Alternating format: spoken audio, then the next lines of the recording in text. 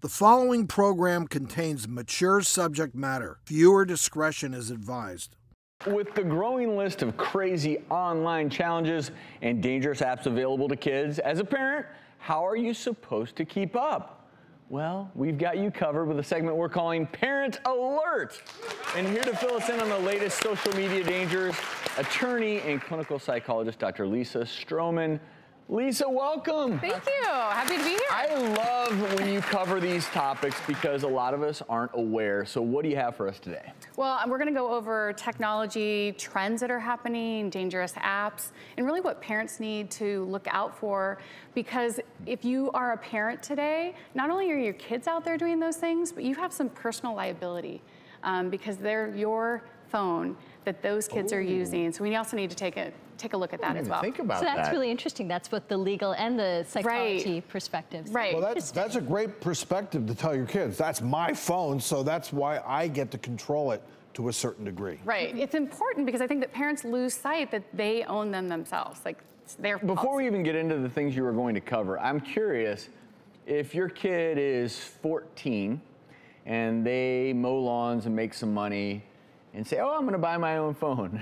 And then they go do something on their phone with, is the parent still, how does that work? That's a minor. So the parent is still liable for anything that happens on that phone. Liable till they become. Wow, all right, parents, listen up, because Yes. kids can not only get themselves. That's actually a great question. No, it's because I don't think many of us, I have an 8 and a 10-year-old, I don't think I know how liable I am if they buy things on their own. So that's really interesting. Yeah, and if you think about some of the more recent things that are happening at schools, if you have a child who's involved in, say, even like a false alert that's happening, like where they're saying that they're going to bring something to the schools, in that situation, that's about $140,000 to $160,000 per event with threat assessment and resources.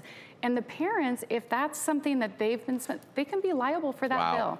All right, so let's talk about some things to look out for. Yeah, so the first one I want to talk about is airdropping. So what they're deciding is they're taking pictures either of themselves or they're finding the most salacious thing that they can find online, and they go out and look for unsuspecting other either teens or sometimes just out in public places, and they literally airdrop images to people that have not set their phones to a setting that keeps privacy. Lisa, they're looking at this as a game. They think it's a game. Like and they sit back and I they want to watch. find something more salacious. I want to one up you on that, and it just goes back and forth like a competition. So so just to clarify for people that don't understand airdrop, because I didn't know it until just recently. So they're basically downloading salacious pictures onto other people's phones. Right, absolutely. And you have to accept it, but that's like curiosity killed the cat. Sure. Of course, So like if something pops up, Like you're kids very are likely. Literally, you could have a phone and all of a sudden true. you hit accept and there's pornography. There's something. Absolutely, Okay.